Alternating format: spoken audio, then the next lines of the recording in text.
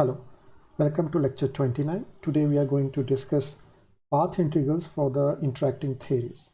So we have discussed till now the path integrals for the scalars and for the fermions and separately for the gauge bosons, but always restricting ourselves to the free part of the quadratic part of the action only. So if I look at the full action for the scalar theory, for example, then it is this L0 that is there, then there is this current term, and then this is the Li, which is the interacting term. Okay, the free part of the Lagrangian L0 along with the source term forms what's called a generalized Gaussian. So this is with the shifted Gaussian we have done the integrals in past few lectures. And the steps where they complete the square, shift the measure of the integral and do the Gaussian integral.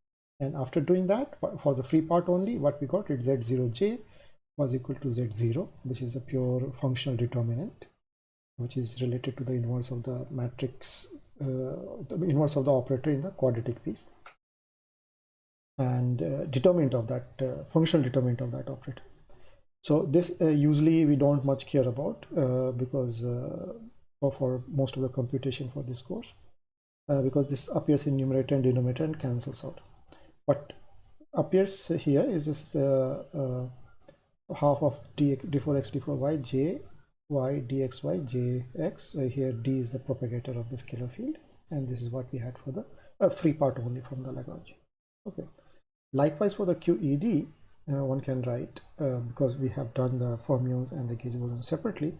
So here this is the QED part of the action with the gauge fixing term over here. This is the free part of the fermion in the Lagrangian. This is the current for the gauge field, and this two are current for the fermions. And here for U1 gauge boson we don't need any ghost, and this is written in magenta is the interaction term. Okay, for the free part and the source term, we can write the Z0 j mu eta eta bar as Z0a j mu and Z0 psi eta eta bar, because they are just two factors, right? Separate fields is like two separate Gaussian multiplied together, which is equal to Z0a 0 exponential minus half of this j mu d mu nu j nu. This is the for the photon part, and j0 psi exponential of d4x d4y psi bar y s x minus y psi x, sorry, eta bar y and eta x. Okay, so the first part for the free part of the gauge part only, and the second factor over here is for the free part of the fermion only, along with the current term, I must admit, and the interaction part is not yet included.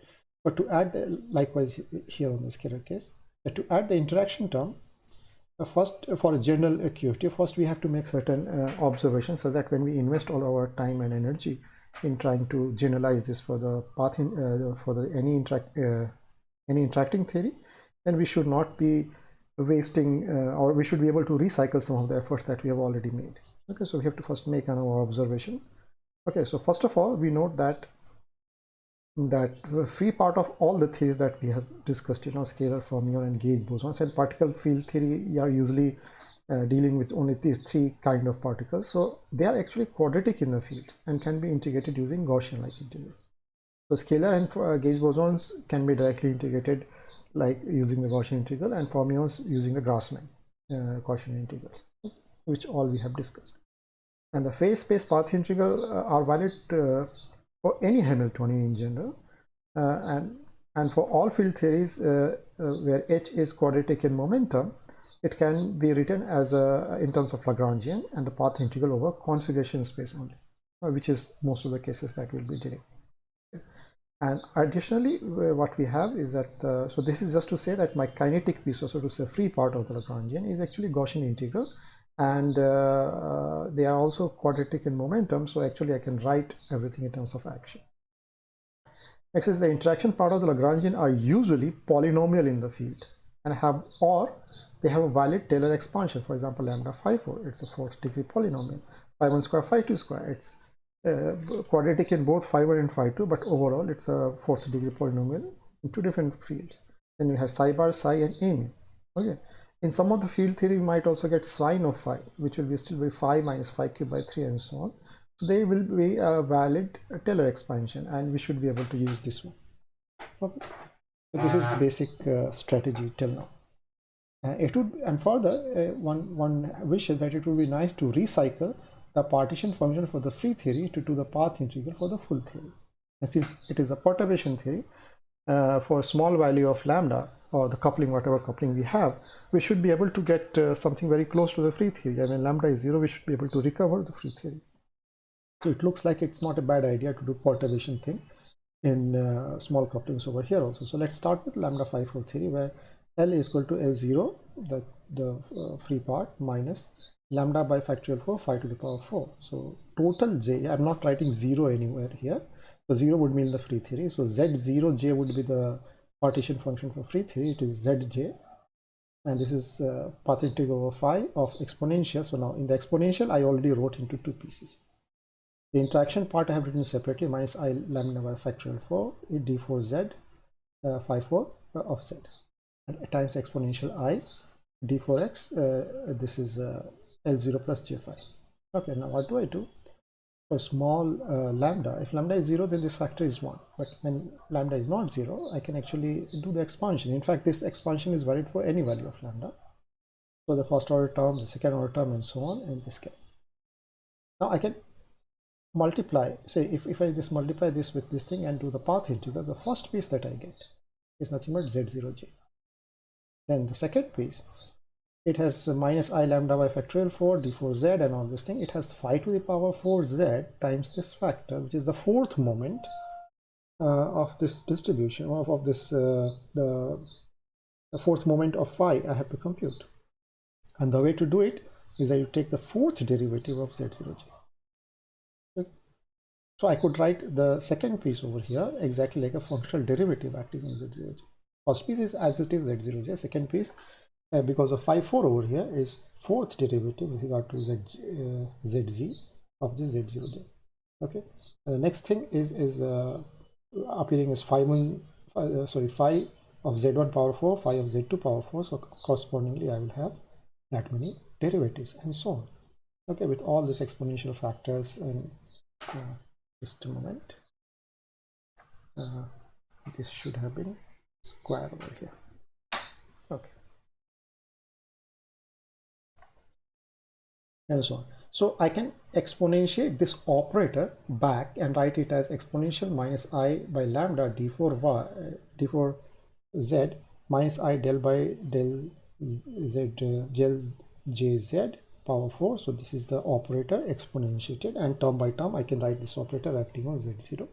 Okay, or in other words, I say exponential I d4z li, which is the interaction, which is a function of phi, and wherever you see phi, you just replace it by minus I del by del jz. Okay, so this is another way of saying that write down the interaction function, be it if it is a sine phi, then I'll write is sine of this particular operator and then exponentiate it. Okay, so this is just a compact way of writing. So whatever Li has, that what appears as operator acting on Z0. So this is my last wish that I wrote over here, is that I am using Z0j. So this I know how to compute. In fact, the results were written in the previous slide for this. Okay, and the previous lectures as well. So Z0j is there, and all I have to do is compute this infinite series of derivatives, functional derivatives on it. So I am using, so to say, rewriting my results, recycling my results. Now let me just write down the perturbation expansion for z of j to be z0 of j times 1 plus some lambda times omega 1 plus lambda square times omega 2 and so on. So again, when lambda goes to 0, it will just become z0j. And using this definition in the previous slide, I can simply say that omega 1j would be just 1 by z0. This is lambda is already taken out, so it is just minus I by lambda 4 factorial d4z, and again the power 4 is missing.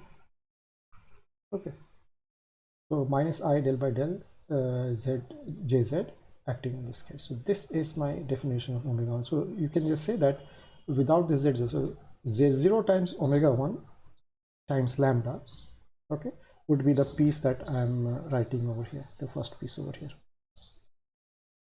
Let me go to the highlighter. The first piece over here is just lambda times omega 1 times z0. So omega 1 is just appropriately all those factors taken out. Likewise, omega 2 will have 1 by z0 because I have taken out the z0 in the definition. Minus I by a factorial 4 whole square, lambda has been taken out. Okay, and d4 z1, d4 z2, and the four operators, four differential operators from the two places, z1 and z2, acting on z0j, and so on.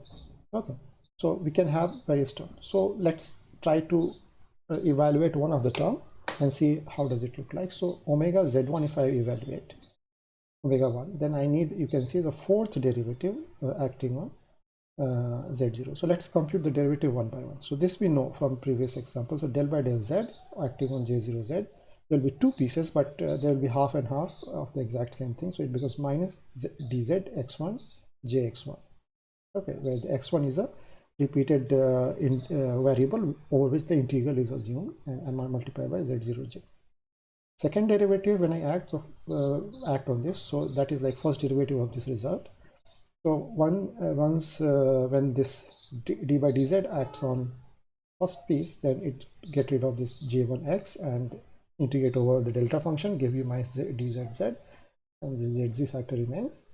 And second thing happens that when I second term, when the differential operator acts on z0j, that gives me similar factor again. So I have with a minus sign.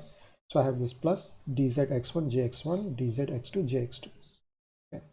And just for simplicity, since these two factors are one and the same, because the dummy index is integrated out, I can write this thing square. Okay, and here is minus dzz. This is just symbolically, nothing. So this green underline here and the green thing is same, and this is what gives the factor 2 next time when I take another derivative. So when I take third derivative, so here when I take the derivative, of course dzz is independent of j, it's independent of j.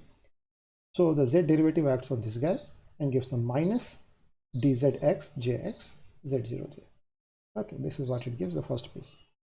When I act on in the second term, when I act on this, I could consider like this. So here I will have there are three pieces that depends upon z.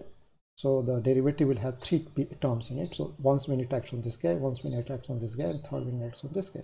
But when it acts on this and this, it gives the same term. So that is 2 times dzz, dzx jx times z0. And when it acts on z0, it gives me another factor of this piece with a minus sign. So this becomes dzx jx cube.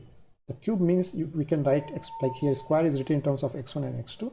Cube can be written in terms of x1, x2, and x3. But z is there common in all because the third derivative z we have taken. Okay. So here again you can simplify the first term and second term. You can see it is the same.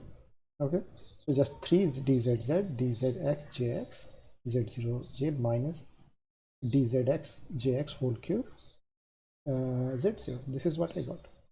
Then I take fourth derivative, another derivative of this. The first piece here, if it acts on j, gives me this dzz square, 3 times dzz square times z0, and if it acts on the z0 over here, then it gives another factor of dzx. So I will have 3zz and dzx jx whole square. So again it can be written of x1 and x2. Okay. So this is coming from the first piece. The second piece over here, if the derivative acts on the first piece over here, actually it's a factor of 4 appearance of j is there. So I will have, using Leibniz rule, 4 of the term. 3 of the term will be exactly same. That will give me minus 3 dzz dxz jx whole square z0, and the last piece when where the derivative acts on z0 gives me another factor of dzx jx. Okay, so giving it fourth power. So this is the fourth power, and since omega 1 is related to fourth power up to this minus I, and minus 1 I to the power 4 is just 1, so it is this particular term over here. Just take this term and put it here. So again, thing to note that here the second and the third piece is exactly the same. Just 3 plus 3 becomes 6 minus 6 term will appear over here. That simplification is made. Now let's look at the term by term over here. What is the first piece? Is minus I by factorial 4 d4z 3 times dzz. Okay, I'm sorry. Again, it is dzz square. Okay. So what this dzz square means, you have a z and one propagator go from z to z, another propagator go from z to z. So this is my dzz square multiplied by factor 3. I'll come to that. This factor 3. Next thing is minus 6, which is sitting here, minus I by factorial 4 d4z d4x1 d4x2, and here dzz would be this diagram, z to z, and dx1z and dzx2 will be these two propagator, and times j1 and j2 would be just factors multiplying. So the diagrammatically I see each vortex, each interaction vortex is given by a dot, and each current vortex, the endpoint vortex, is given by a dot encircled. Okay, that's just a current is attached over there. Okay, so at point x1 I have jx1, and there is also one end of this propagator, one end of this dzx1 propagator is also sitting over there. So this is this guy. I get minus 6. It has importance. We'll come to that in the next slide. And the last piece over here is minus I by factorial 4 dz and d4x1 d4x2 d4x3 d4x4 and this 4 terms. So I'm writing the expansion of this guy. Okay. All the repeated indices were integrated out, as we said. This is the meaning of this guy. So I'm just writing it explicitly. This turns out to be one z vortex at the center, that is d4z, and then 4 different one-point vertices at the end, and j is attached to all of them. Okay, so this is how I write the diagram. So if you look carefully, up to this j is hanging around, w1 of j has info about all endpoint Green's function at order lambda. Okay, so at order lambda I just have 0-point Green's function, which is this, 2-point Green's function, a 4-point Green's function. These are the only possibility at order lambda we can have in a theory, and all of them are here. All right. So let's compute this. So at order lambda, I can write z0 to be z0 times just everything put to 0. So if I put omega equal to j equal to 0 in this omega, then these two diagrams simply disappear because they are proportional to j. Okay. So what I end up having, omega 1 is having just this minus I lambda by 8. Okay, so because here it was I by 24 and multiplied by 3 will give me 8. Okay, so what is this 8? This 8 is nothing but the symmetry factor. Okay, so what this symmetry factor, how you compute? The factor 2 coming from changing the endpoints of the propagator, and factor 2, so there are two factor 2 because there are two propagators, so 2 times 2 4, and another factor 2 comes is when I exchange the propagators. Here are two such propagators between the same pair of vertices. Okay. So there's total factor 8 comes, and that is the symmetry factor that is sitting here. It's automatically coming out to be right. I don't have to think about it separately. Now so this is to get the 0-point function, you just put j equal to 0. Don't do anything.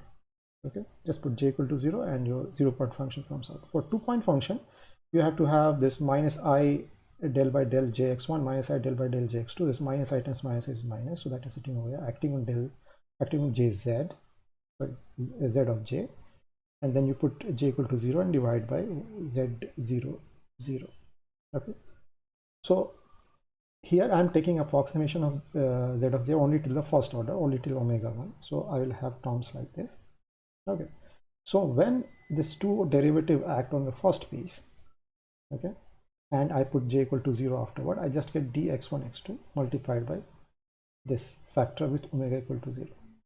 Okay. And then there will be terms which will have one derivative acting on the first guy and the one derivative acting on this omega j over here. Now both of those guys will be proportional to j. J will be hanging around. So when I take j equal to 0, that will give me 0. So 0 for mixed derivatives. And when the both derivative act on the second piece, okay, which means it acts on omega 1, what I get is minus I lambda by factorial 4. And you see the only piece that contributes here, which has exactly 2j. Okay, so it comes with a minus 6 factor, but since the second the derivative can act on two different ways on it, so the factor 2 multiplication will come, so it will come with minus 12 factor. So that is what I have written. Minus and this minus from here will cancel, so give me factor 12 d4z and dx1z dzz dzx2. Okay, so this is what I will get over here. If I write diagrammatically this thing, so this is a propagator over here, this is the propagator over here, and this is the term over here. Okay, and this guy is a term over here. So mind it, here 12 and 24 cancels and I get a factor 2. So 1 over 2. What is this 2? Is just a symmetry factor of this loop diagram, which we have discussed when we talked about the combinatorial factors. Okay, so this again came out perfectly right, but this is a numerator. Mind it, this is a numerator for 2 points Green's function. I still have to divide by z0, which is this factor. Okay, z0 is this. So when I divide by z0 to order lambda, I'm sorry, then this factor will cancel, and here to order lambda this remains. Okay, so I just have this times this guy with appropriate factor coming out. Here is just the numerator without dividing by z0. Now again, only the numerator when I compute. The 4-point function, what will happen is that when I take the fourth derivative of this guy, so all 4 derivatives can act on this first term. That will give me this term multiplied by this 1 plus lambda omega 1 0. This is what we'll get when all 4 derivatives act on it. Mind it, I cannot have odd number of derivatives acting on one piece because that will always give me 0. So I will have next option when 2 of the derivative acts on omega and 2 of the derivative acts on z0 over here. So in that case, okay, I will have bunch of these pieces. So all this minus I by I lambda by 2 will come, because this 6 times 2 factor 12 will be sitting in the numerator. They will cancel. So one propagator coming from z0 and the other factor coming from omega 1, one loop correction coming from omega 1. Okay, so this is all possible combination will appear till here. And the next possibility is that all 4 derivatives acts on the second factor, which is omega 1, and that will contribute terms from here. Now since there are 4 terms and 4th derivative is going to be computed, it will give me a factorial 4 pieces, because the first term will give me a factor of 4, because 4 ways I can do the derivative. Now I have 3 j's and 3 derivatives to compute. Then next derivative can be done in 3. It will give me 3 pieces, so that is factor 3 and then factor 2 and then factor 1. So factorial 4 factor will come when I taking derivatives of this guy, and that will cancel this factorial 4 exactly, giving me minus I lambda times this piece. So this is the 4-point function coming when I take the correction only up till order lambda. So at order lambda I get the 0-point function, which is this. 2-point function, the numerator is this, and 4-point function, and again I'm writing only the numerator, because when I divide by denominator only this factor will cancel and the rest will remain as. Okay, so it has omega 1 has all the information about all the endpoint Green's function, where n is kind of limited by whatever single suppose the 6-point Green's function I cannot compute. Additionally, let's say 1-point and 3-point functions gives me 0, because I have to take j equal to 0 at the end. An endpoint Green's function for n larger than 5 do not have any contribution from lambda, because I can have 6 derivative acting on all z0, and that will give me non-interacting part of the contribution, because when 6 derivative or something like acts on this guy, okay, it's like 4 acts on outside and 1 acts on this, will give me propagator correction on this. It will not give me an interaction corrections like this. Okay, so interactions coming from omega 1 will not be possible, because omega 1 has at maximum 4 of j's. Okay, so that's all I have. So further more than 5 derivatives acting on omega 1 will give me 0. So there is no contribution from lambda omega 1 to the full interaction that will come. Although for part of it, like the way it has come here, that kind of interaction, that kind of contributions would be there. Okay, so looking at this, I can figure out where to stop. Like what endpoint Green's function to ask at a given order. If I want the connected diagram, by the way. For disconnected one, I can always ask higher endpoint Green's function. Now briefly, let's look at the omega 2 and what it's like. So omega 2, this up to 1 over z0 j factor is just half 1 by minus I by factorial 4 whole square, this derivative d4 z1 d4 z2, then 4 of these derivatives, 2 set of 4 derivatives, and then z0. Now let's just look at this magenta line. So acting on z0j by this 4 operator, integrate over z2 and take 1 factor of minus I by factorial 4. That is the definition of omega 1 up to a factor z0. So that is equal to z0 omega 1. And what is left is this, of course, the initial 1 over z0 that was sitting there, 1 by 2 that was sitting there, minus I by factorial 4, one of them factor, d4 z1, this derivative and such. This is the only thing. So this is exact relation when I'm choosing all the underlying guy appropriately absorbed into the definition of omega 1. And I have to perform 4 more derivatives. Okay, and one of the term in those 4 derivatives would be that all 4 derivatives acts on del 0, z0. And if I take that, that's another omega 1. So basically I get half of omega 1 square coming from here, plus the connected pieces. What are the connected pieces? Whenever this out of 4 derivative, some acts on z0 and some acts on omega 1, and those will connect this 2 pieces from there. The diagrams coming from here and here will have same common z1 vertex, so they automatically get connected. So this is the disconnected pieces. Why disconnected pieces? Because omega 1, as I said, has these 3 diagrams. Omega 1 square would be this square plus this square plus this square plus this times this plus this times this and plus this times this. This will be there. So all of them, when I say 2 diagrams multiplied, you just write them next to each other. Okay, so omega 1 square will be disconnected. Okay, so and of course for mixed derivative they all get connected pieces. So we can compute, now that we saw over here, that by taking repetitive derivatives I can compute all the way till omega n, whichever I want, and hence if I can compute omega n, that means I have zj to order n by using the simple rules. So what are the simple rules? Take the derivative of z0, this gives me this result, and take the derivative of dx by jy. It just with regard to dz, it gives me just, it removes this y and gives me just dzx, using just these 2 simple rules and the notations that we have used, which is the, when you write the square like this. Okay, this is just a notation. So actual rules of derivative are these, and using just these 2 rules I can compute repetitively to any order I want in principle. Okay, so let's, before jumping onto actual computations, let's do some graph theory for omega n, just to see how and where they sit. So we know from graph theory that minus n1 plus 2n4 in this particular case would be 2l plus minus 2c, and this is because n3 and n4, I'm sorry, this is not n5,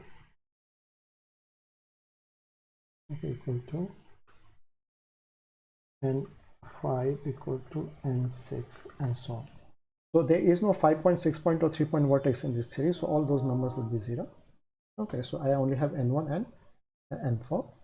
Here now number of loops is either 0 or 1. n1 and n4 are all greater than equal to 1. Okay, and here n4 means the n, like number of interactions operated, which is the order of the theory that I'm talking about. They're all integers. When it comes to components, it has to have at least 1 component and at most n components, because there are n insertions, so I can have not more than n components. So C ranges between this guy. So I can just rewrite this formula. It's a 2l plus n1. n1 I bring to this side and 2c I bring to this side for omega n. Okay, so I can fix so n is fixed by which order I'm looking at, and c is fixed by whether I want the component connected diagram or disconnected diagram, and when I want the disconnected diagram, how many components I want. So I fix the right hand side, then I run over all possible things on the left hand side. So I start with case of omega 1. Let's just say, okay, so omega 1 will have n1 equal to 1, and of course c has only one possibility, 1, because it has to be greater than 1 and less than 1. Greater than equal to 1 and less than equal to 1. So c equal to 1 only possibility. Putting that thing into this formula will give me 2l plus n1 is equal to 4. When 0 loop is there, l equal to 0, that gives me n1 equal to 4, and this is the diagram I have in omega 1, which we saw earlier. And when l is equal to 1, then I have n1 equal to 2 using this formula. And then this is the diagram which we also saw earlier. When loop is 2, that gives me no external leg, which is the 0-point Green's function, and this is the diagram that it corresponds to, which also we saw earlier. Okay, so the case of omega 1 will have only these 3 diagrams. Now look at case of omega 2, pure graph theoretically. So here n equal to 2, and then c can be either 1 or 2, and I can use this formula. This is 2l plus n1 is equal to 4, because n is equal to 2, so 2n is 4 plus 2c. Okay, now again for different C, let's consider what happens when C is equal to 1, means single component connected diagram if I want, then 12 plus N1 is equal to 6. Okay, when I'm looking for zero loop diagram, okay, L equal to 0, that will give me N1 equal to 6, and this is the diagram which is connected. Okay, that is lambda square order, one lambda here, one lambda there. And at one loop, I will have N1 equal to 4. So this will be again the 4-point function with a correction to the leg, or this 4-point function with a correction to the vertex. Okay, they are the two kind of diagrams, both at one loop, and N1 equal to 4, which will appear at in a second order term, which is part of the omega 2. And here I'm only talking about the connected pieces. Okay, continue over here.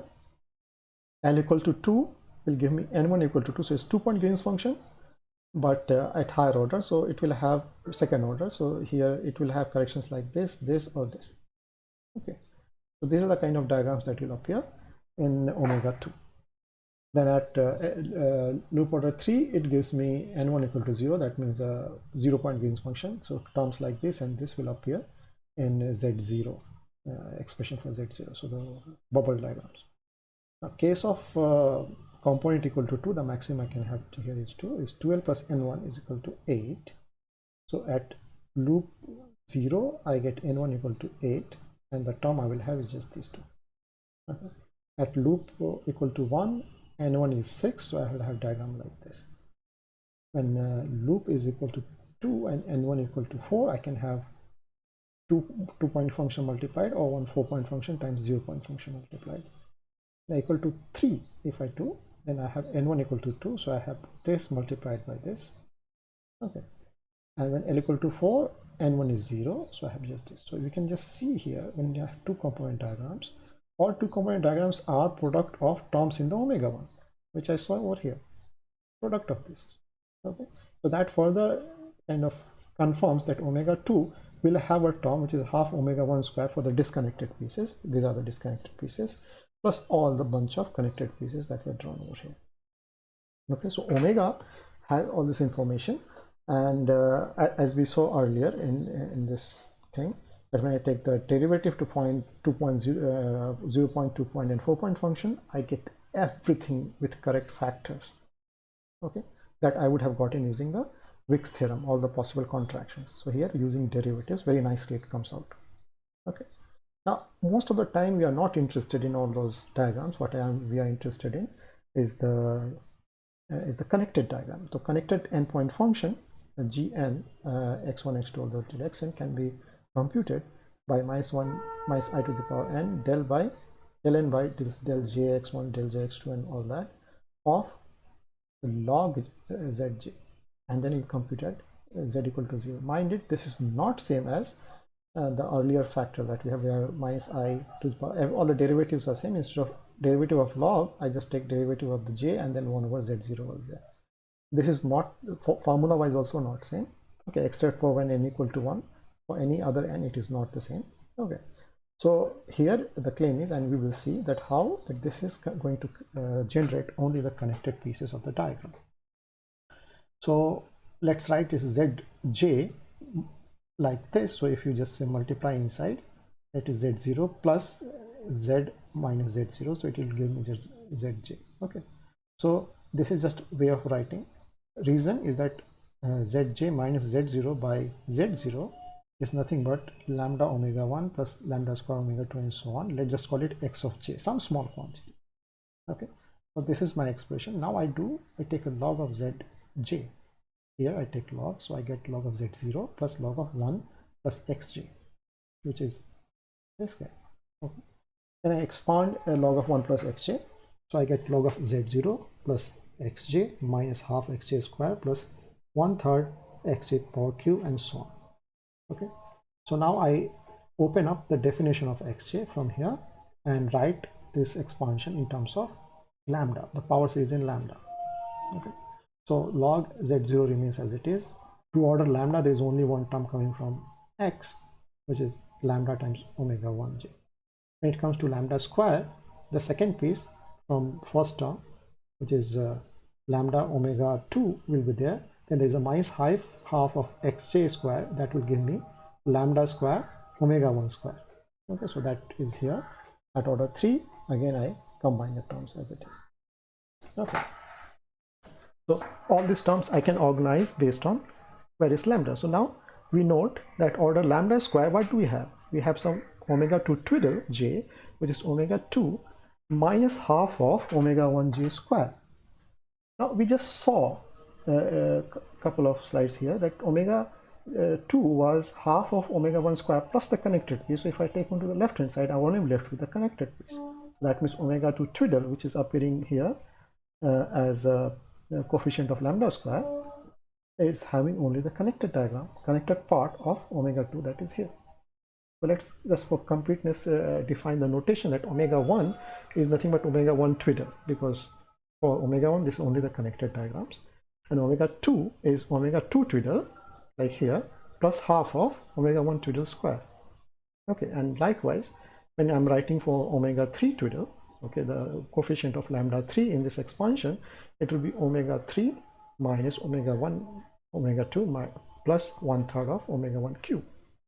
Now write everything, each of these guys in terms of corresponding twiddles. What I get, omega 3 minus omega 1 twiddle omega 2 twiddle minus 1/6 omega 3 twiddle cube.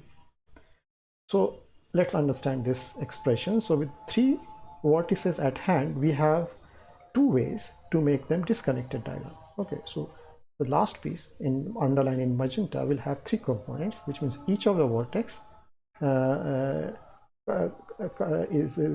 contributes to 1 component. Okay, each vertex contributes to is what I have written.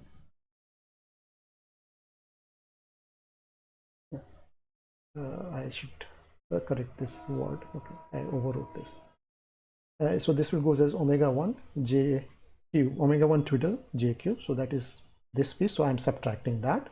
And for c equal to 2, what happens? I can consider 2 vertices connected together, and the third one is a separate component. So it has a 2 component guy.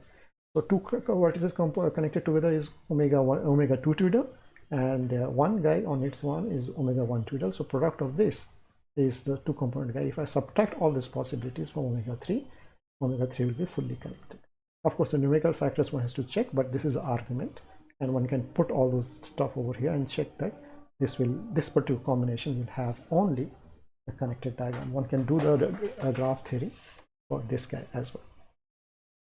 Okay, so basically what we have is log of z is log of z0, and lambda omega 1 twiddle, omega lambda square omega 2 twiddle, lambda cube omega 3 twiddle, and so on. Well, the first piece, okay, is just log of z0. I know what z0 looks like, so I can just compute it to be just minus half up to a constant, minus half d4x d4y jy dxy jx. Okay, so now if I take nth derivative of this log of j0, okay, so this will contribute only when I'm taking the second derivative, means the 2-point function, and at order lambda 0 it will contribute the free propagator. Okay, and all the higher order correction to the free propagator will come from here, and they will all be connected diagram. So this perturbative expansion is valid for any theory with only one interaction term, because we have chosen lambda 543 as my example, which has only one interaction term. So all the arrangement and expansion we did only in terms of that one single coupling. Okay, so you can use this formula out of the box whenever you have a theory with one interaction like QED. Okay, for theory, if it has multiple interaction term like lambda 1 L1 lambda 2 L2, then we need to the expansion in all of those terms. So like first order, I will have sum over lambda I omega I 1. Okay, and then at second order I will have lambda I lambda j with I greater than j, such that there is no repetition, omega 2 ij of all the currents and so on. Okay, so I have to do expansions correctly in terms of various couplings, and all the factors one has to take carefully in the expansion. And even there we will see that this guy will have connected and disconnected pieces, but when I take log, all the combinations that come together will always have the omega ij2 twiddle will be always it will be connected pieces.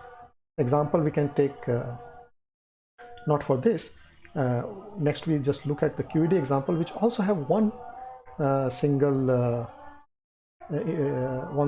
interaction. Okay, And let me stop here for a moment. Apologies for the break. There was some background noise that I had to look after. So moving on to QED. QED has fields like psi, psi bar, which is a fermionic, and a mu with gauge fixing and all that. But when it comes to interaction, it has only one interaction, much like lambda 543 has only one interaction. So that expansion out of the box we can use here. Okay, that's the one thing I wanted to say. So here, if you see z of j mu eta eta bar with the currents that we can write will be this exponential interaction part I wrote separately, and the quadratic with the source term I wrote here. L0 is this part here, and Li, if I have to write, so Li is IEQ psi bar gamma mu psi a mu. This is the piece with a I here because the I times Lagrangian I'm writing, and that maps to IEQ I by del eta x gamma mu minus I del by del eta bar and minus I del by del eta j mu. So note the difference between I here and minus I over here is because psi eta sits across psi bar, so it has to cross fermionic Grassmann variable to get an extra sign. So that is the sign adjusted over here. Now if you look at the factors of I have 4 factors of I over here and 2 minus 1, so all put together just gives me factor of 1. So that will not hang around. And here if you just see j can be written in terms of now z0 j eta eta bar times this expansion exactly as the previous case we have, where omega 1 is written as this derivative thing acting once on z0j. Okay, and omega 2 will have with one factor 1 over factorial 2 d4x d4y, this factor for x and y appearing twice. Okay, and so on. Okay, and again we can see over here, one can show that omega 2 would be some half of omega 1 square plus the connected diagram, and log of z will be written for the free piece, and then the eq omega 1 eq square omega 2 and so on. Okay, and where this free piece z0 we have seen in the very first slide will be for the photon and the fermion separately. There is for free part is a 2 independent Gaussians.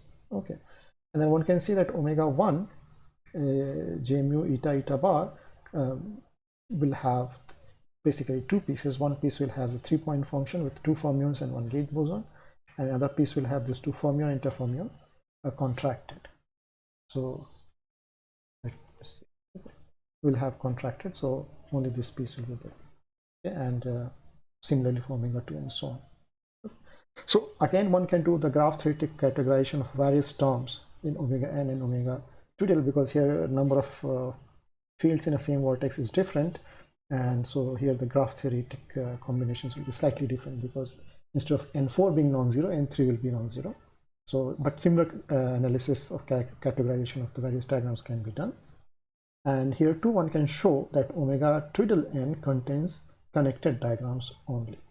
Right? So that is the main thing. But all of these diagrams which has loops, and in the case of QED with the massless fermions, some of the diagrams which doesn't have a loop also have some divergences in it, which when we compute this, right now we are just writing the diagram, we are not computing them. Okay, so when we compute them we'll find some divergences. So in the next lecture we will discuss that what are kind of divergences that can happen and how do we deal with this. So we are not going into detail of actually computing those divergences in the next lecture. What will happen that we'll do the systematics on an overall overview of how we are going to organize those cancellation of those divergences by counter terms, and then based on that how it impacts the predictability of our theory. So those things will be in the next lecture. Till here for the interacting theory we can just keep on expanding this, repeating the similar kind of analysis for any kind of theory that you might be interested in. And if the interaction has more than one term, then we use what's given on the slide 7 over here. Okay, so we have to carefully expand the omega 1 and omega 2 because there will be more than one coupling. So with this I finish this lecture. See you in the next lecture.